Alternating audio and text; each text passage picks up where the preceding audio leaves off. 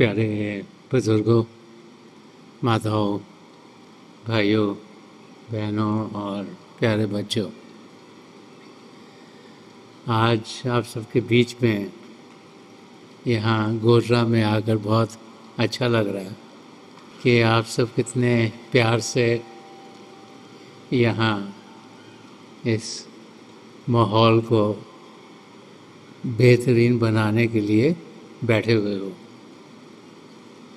ये मौका जो दिवाली का मौका ही नहीं, लेकिन इसके साथ साथ नए साल की शुरुआत भी है। ऐसा खुशियों का मौका, वो मौका जिसमें कि हम सब इकट्ठे हो रहे हैं, जिसमें कि हम अपना ध्यान जो सबसे ज़्यादा ज़रूरी है इस धरती पर जीने के लिए, वो ध्यान जो हमें प्रभु की ओर करना है, उस ध्यान को पिता परमेश्वर की ओर करने के लिए इकट्ठे हुए। हम जब अपनी ज़िंदगी को देखते हैं तो हम सुबह से शाम तक कुछ न कुछ करते रहते हैं। चाहे हम कुछ सोचें, चाहे बोलें, चाहे कार्य करें, तो दिन भर कुछ न कुछ हमारी ज़िंदगी में चलता रहता है।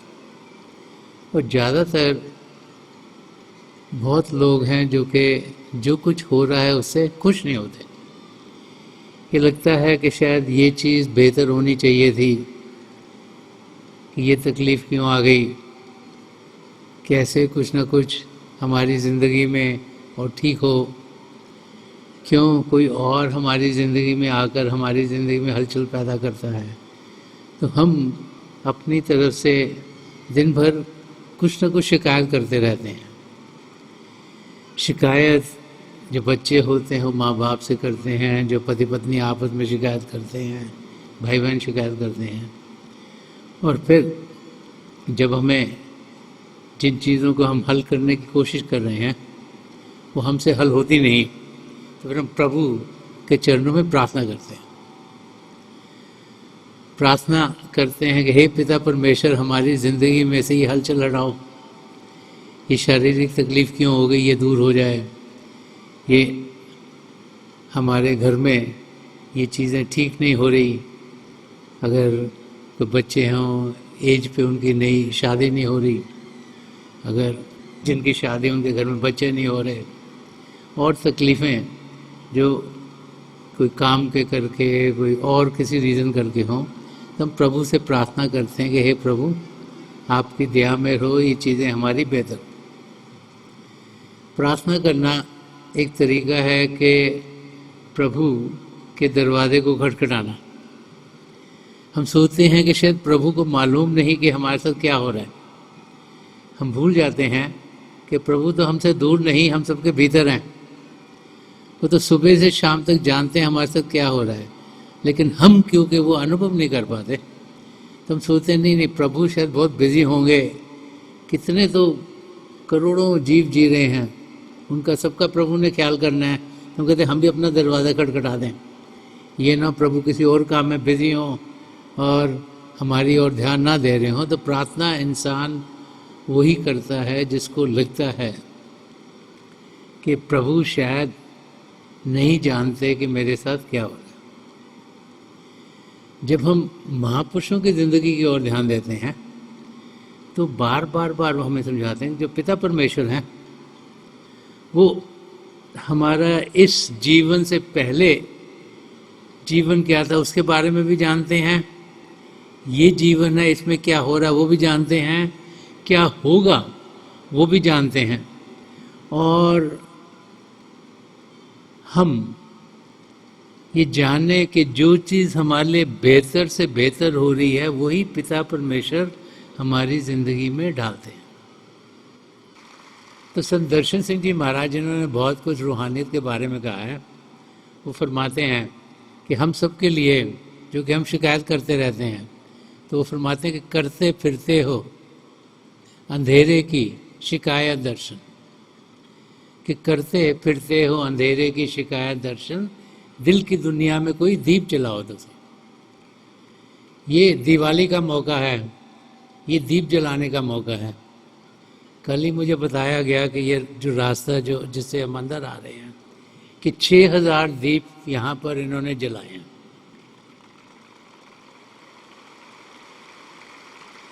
आप सोचो कि कितना प्यार और कितना डिसिप्लिन चाहिए कि 6000 दीपों को एक एक करके जलाना। तो वो प्यार, वो भक्ति भाव किस लिए होता है?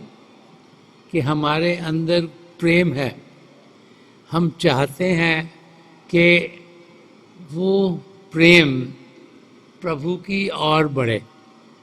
जब भी संत महापुरुष इस धरती पर आए हैं वो बार बार हमें समझाते चले आए हैं कि एक रिश्ता, नाता एक शिष्य का अपने गुरु का वो होना चाहिए जिसमें कि शिष्य का प्रेम प्रभु के लिए बढ़ता चला जाए। कोई भी पूर्ण संत महापुरुष इस धरती पर हमें अपने आप के लिए जोड़ने नहीं आते। वो आते हैं कि हम परमात्मा के साथ जुड़ें। वो एक खाली कैटलिस्ट हैं, एक कॉन्ड्यूट हैं जिनके थ्रू हम प्रभु के प्रेम का अनुभव कर पाते हैं। तो संत दर्शन सिंह जी महाराज ये समझा रहे हैं कि हम जो सोचते हैं कि ये चीज़ हमारी ठीक नहीं हुई, वो नहीं ठीक हुई, तो फरमा रहे हैं कि दिल की दुनिया में कोई दीप जलाओ तो सही।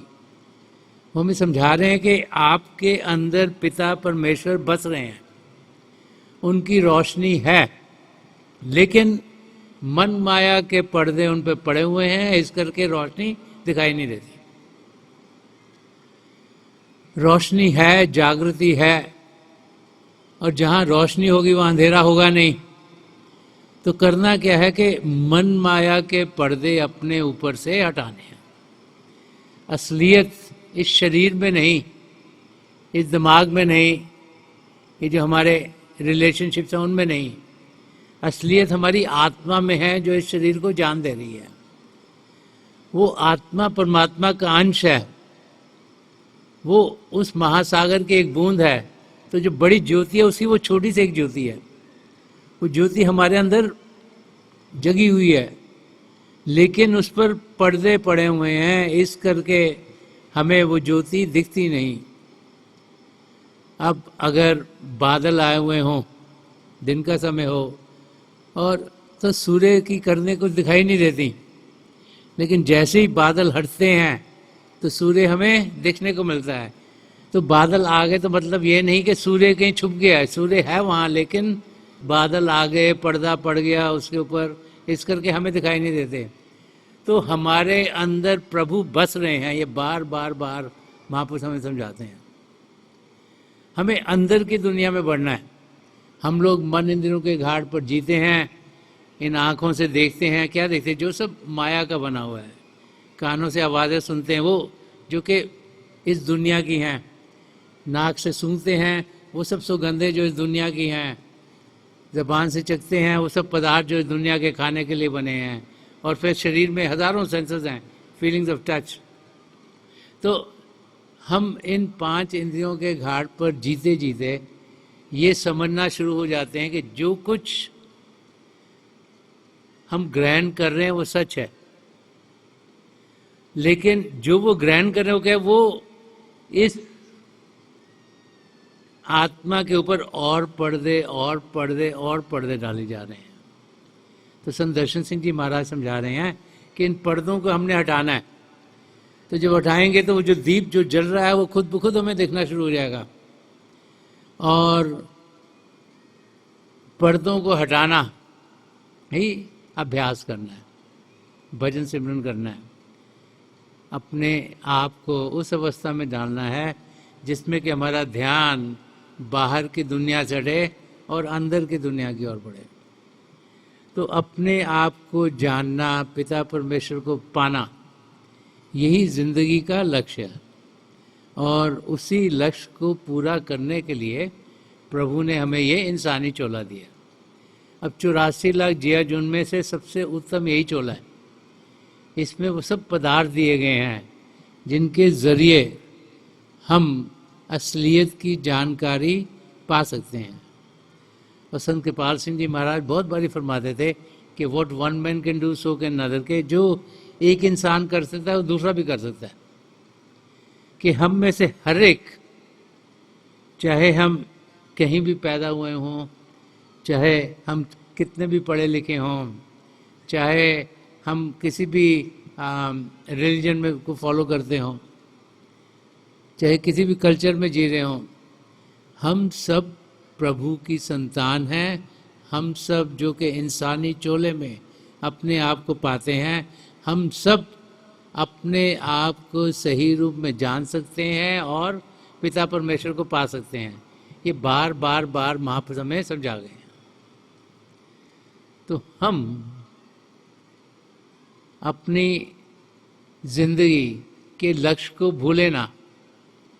ये जो नया साल आपका शुरू हुआ है, इसमें आप कई रेजोल्यूशन बना रहे होंगे। तो सबसे पहले रेजोल्यूशन ये बनाइए कि हमने प्रभु को रोज़ाना याद करना है, हमने प्रभु को रोज़ाना उनकी ओर हमने ध्यान देना है, और प्रभु को जानने के लिए, पहचानने के लिए रोज़ाना हमने भजन अभ्यास करना है। जब तक हम किसी और ध्यान नहीं देते, तब तक उस एरिया में हमारी तरक्की नहीं होती। अगर आपने कुछ सीखना है और लेट्स से आप कहते हैं मैं डॉक्टर बनना चाहता हूँ, तो आपको स्कूल में जाना पड़ता है, कॉलेज में जाना पड़ता है, मेडिकल कॉलेज में जाना पड़ता है, और फिर बहुत मेडिसिन के बारे चीज़ें पढ़नी पड़ती है, तभी आप जाके डॉक्टर बनोगे। और आप सोचो कि मैंने इंजीनियर बनना है, तो उसमें कई साल लगाने पड़ते हैं पढ़ने के लिए। तो जो चीज़ हम पाना चाहते हैं, उसको पाने के लिए हमें बहुत मेहनत करनी पड़ती है। तो अध्यात्म के रास्ते पर तरक्की करने के लिए, पिता परमेश्वर को जानने के लिए, पहचानने के लिए समय निकालना ज़रूरी है। अब संत कृपाल सिंह जी महाराज तो फरमा गए कि जो दिन का 10वां हिस्सा है वो हम भजन अभ्यास में दें, वो अपने आप को जानने में दें, पिता परमेश्वर को पाने में दें, क्योंकि उससे बेहतर और कोई चीज़ है नहीं। अब आजकल के टाइम में हम सोचते हो 2.5 घंटे तो बहुत ज़्यादा टाइम है, 2.5 घंटे कैसे निकालेंगे। हम तो आजकल तो 2 मिनट ही कुछ देखते हैं तो लगता हो ये हो गया, कुछ और कर लें, और आपके फ़ोन आपके यूं करते रहते हो उसमें कि भाई ये हट जाए। मतलब ज़्यादा देर देखने की आदत नहीं रही किसी को। तो पहले होता था मूवीज़ देखने आदमी ज़्यादा 3 घंटे की मूवी होती देख के आता था। अब तो लगता है भाई 2 मिनट में ये भी पता लग जाए, वो भी पता लग जाए, वो पता लग जाए। तो टाइम बदल गए हैं। तो कम से कम आधा घंटा निकाल के तो आप बैठ ही सकते हो अभ्यास के लिए। तो ये कीजिए कि जो अगले 6 महीने हैं उसमें हम आधा घंटा ज़रूर बैठेंगे। जो उससे अगले 6 महीने हैं उसमें 1 घंटा बैठेंगे। तो ये तो इस साल का हो गया। फिर अगले साल सोचना कि 1 से 1.5 में कैसे जाएं, 1.5 से 2 में कैसे जाएं, और फिर 2.5 में कैसे जाएं। तो इतना तो शुरू करो कि आधे घंटे से अभ्यास करना शुरू करो, प्रभु को याद करो। अगर एक समय पे आप ज़्यादा देर नहीं बैठ सकते तो आप उसको 2-3 बार ही दिन में बैठ जाओ, लेकिन बैठो ज़रूर। अगर प्रभु को मानने के लिए समय निकालोगे तो आपका समय निकल आएगा। और अगर वो लोग जो कि 2 मिनट से ज़्यादा नहीं सोच सकते, तो आप सोचो कि हम 10-10 मिनट 3 बार ही बैठेंगे दिन में, तो आधा घंटा तो हो गया आपका। तो थोड़ा थोड़ा समय निकाल कर अगर आप ये रेजोल्यूशन करोगे कि अगले 6 महीनों तक मैंने पक्का आधा घंटा तो ज़रूर अभ्यास करना है, फिर उससे आगे बढ़ पाओगे आस्ते आस्ते आस्ते। संत कृपाल सिंह जी महाराज के कई कागज़ मुझे देखने को मिले जो संत दर्शन सिंह जी महाराज मेरे लिए छोड़ गए थे। तो बड़ा इंटरेस्टिंग है कि उनकी एक डायरी थी, और डायरी में संत कृपाल सिंह जी महाराज ने एक जगह यूँ स्टेप्स बनाए हुए थे, यूँ करके स्टेप्स। तो लिखा था स्टेप बाय स्टेप, कि एक कदम उठाया ऊपर गए, फिर दूसरा उठाया, फिर तीसरा उठाया, फिर चौथा। अगर आप सोचोगे यहाँ से यहाँ सीधा पहुँचोगे नहीं। तो एक एक कदम जब हम बढ़ाते हैं तब अपनी मंजिल तक पहुँच सकते हैं। तो आज यहाँ गोधरा में आप सबके लिए मेरी तो यही प्रभु के चरणों में प्रार्थना है कि आप कम से कम आधा घंटा तो बैठिएगा, और आस्ते आस्ते आस्ते उस समय को बढ़ाते चले जाइएगा, ताकि जैसे जैसे आप बैठेंगे आप देखेंगे कि आपको आनंद कितना मिल रहा है। आप देखेंगे कि आपके अंदर शांति जो कि भरपूर है, उसका अनुभव आपको कितना हो रहा है। आप देखेंगे कि जो आपको गुस्सा आता था, जो क्रोध आता था, वो आस्ते आस्ते कम होता चला जा रहा है। आप देखेंगे कि जिन चीज़ों को देख के आपको लगा था ये ठीक नहीं, वो ठीक नहीं, आपको लगा ये भी ठीक है, ये भी ठीक है, तो आस्ते आस्ते आपका नज़रिया बदलना शुरू होगा। क्यों? क्योंकि अंदर तो खुशियाँ खुशी हैं, अंदर आनंद ही आनंद है। तो जब थोड़ी देर भी अंदर ध्यान करते हैं और हम खुशियाँ पाते हैं, तो बाहर की ज़िंदगी खुद ब खुद खुश होनी शुरू हो जाती है। तो चेंजेस अपने आप आते हैं, ट्रांसफॉर्मेशन इंसान के अंदर अपने आप आनी शुरू हो जाती है। जो बदलाव है वो अंदर में जो प्रभु का शब्द चल रहा है उसके साथ जुड़ने के साथ आता है। तो जब आप उस शब्द के साथ जुड़ोगे जो आपके भीतर चल रहा है, जो कण कण में समाया हुआ है, जिसके बारे में कबीर साहब ने फरमाया कि अव्वल अल्लाह नूर उपाया, कुदरत के सब बंदे, एक नूर ते सब जग उपजा, कौन भले कौन मंदे। तो वो जो शब्द है, जो नूर है, जो प्रभु से उत्पन्न हुआ है, वो हम सबके भीतर चल रहा है। तो हमने उसके साथ जुड़ना है। जैसे जुड़ेंगे तो उस शब्द में इतनी ताकत है कि जो मन माया के पर्दे हमारे ऊपर पड़े हटने शुरू हो जाएंगे। असलियत की हमें जानकारी होगी, और जैसे उस असलियत के साथ हम जुड़ेंगे तो हम देखेंगे कि हम खुशियों से भरपूर होंगे, आनंद से भरपूर होंगे, हमारी ज़िंदगी शांत होनी शुरू होगी, हलचल ज़िंदगी में कम होगी, और सारा एटमॉस्फेयर जिसमें हम जी रहे हैं वो बेहतर होता चला जाएगा। तो आज के दिन जबकि हम सब यहाँ गोर्रा में इकट्ठे हुए हैं और मुझे मौका मिलेगा आप सबके नज़दीक आके आपके दर्शन करने का, मेरी आप सबके लिए प्रभु के चरण कमलों में, और जो पिछली सेंचुरी के महापुरुष हुए हैं हजूर बाबा सावन सिंह जी महाराज, परम संत कृपाल सिंह जी महाराज, दयाल प्रसन्न दर्शन सिंह जी महाराज के चरण कमलों में यही प्रार्थना है कि आप सब सुखी रहें, आपकी परिवार सुखी रहें, आपकी ज़िंदगी आराम से गुजरे, आप सबका ध्यान पिता परमेश्वर की ओर हो, और हर एक किस्म की खुशी आपके आंगन में आपको मिलती चली जाए। तो थोड़ी देर के लिए हम अभ्यास के लिए बैठ जाएं, क्योंकि उससे बेहतर कोई चीज़ है नहीं। ऐसे मौके कम मिलते हैं हम सबको अभ्यास में बैठने के। तो आप कृपा करके जहाँ भी बैठे आराम से बैठिएगा, अपनी आंखें बंद कर लीजिएगा। ये जो आंखों के ढीले आई बोलते सीधे सामने होने चाहिए, जैसे 8-10 दिन सामने फोकस हैं। आंखें बंद करते ही वो भाई बहन जिनको नाम की देन मिली आप सिमरन कीजिएगा, और जो भाई बहन यहाँ नए हैं आप पिता परमेश्वर के किसी भी जाति नाम का जाप कीजिएगा। जाप मन ही मन करना, ऊंचा नहीं दोहराना। आपके सामने थोड़ी देर में आपको रोशनी के चिन्ह दिखेंगे। शुरू में ऐसे लगता है जैसे रोशनी आगे जा रही है या रोशनी के चक्र हैं। रोशनी कहीं से आ नहीं रही, रोशनी आप सबके भीतर है। जब आपका ध्यान टिकता है आपको रोशनी दिखाई देती है, जब आपका ध्यान बिखर जाता है, टूट जाता है, तो आपको अंधेरा दिखाई देता है। तो समय के साथ जैसे जैसे आपकी एकाग्रता, कंसंट्रेशन बढ़ेगी, वैसे वैसे आपको लगना शुरू है रोशनियाँ टिक गई हैं। रोशनी किसी भी रंग की हो सकती है, सुनहरे रंग की, सफ़ेद रंग की, लाल, पीला, नीला, हरा, जामुनी या कोई और रंग, जो भी आपको दिखे उसके बीच में देखिएगा। और समय के साथ आप रोशनियों से आगे निकल जाएंगे। हो सकता है आप एक आसमान तक पहुँचें। पहले लगते जैसे बादल बादल हैं, फिर वो हटते हैं और लगता है जैसे आसमान में सितारे टिमटिमा रहे हैं। अगर आप वहाँ पहुँचें तो जो सबसे मोटा चमकीला सितारा है उसके बीच में ध्यान दीजिएगा, वो रास्ता देगा, आप अंदर के चंद्रमा तक पहुँचेंगे। और जब बड़े प्यार से उस चंद्रमा में आप देखेंगे तो आप उससे भी आगे निकल जाएंगे और अंदर में आपको सूर्य के दर्शन होंगे। और जब एक लगन से उस सूर्य में देखेंगे तो वो भी हटेगा और आप अपने गुरु के नूरी स्वरूप तो पहुँचेंगे। नूरी स्वरूप वो होता है जिस स्वरूप में से रोशनी निकल रही हो।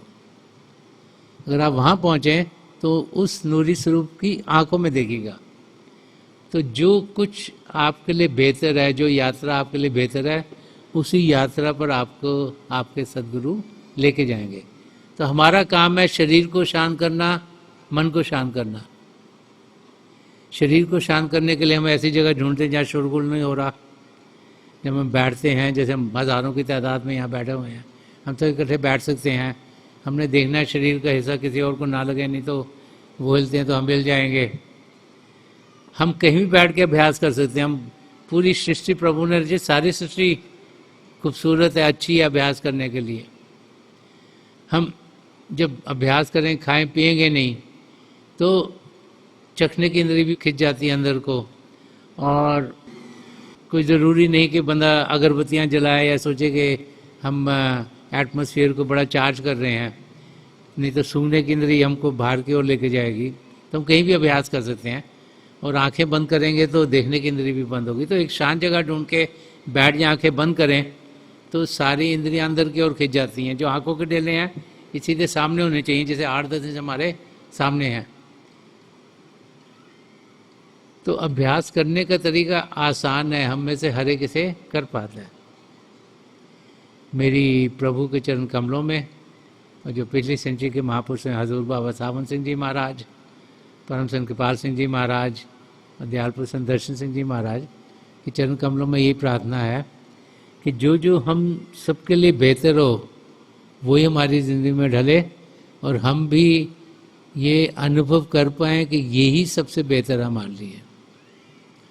हम जाने कि हर एक चीज़ प्रभु की रज़ा में हो रही है।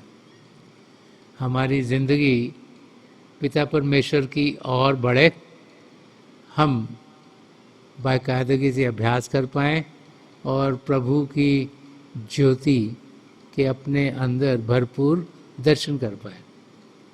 थोड़ी देर में मैं आपको इस अभ्यास से उठाऊंगा, और मेरी शुभकामनाएं आप सबके साथ हैं।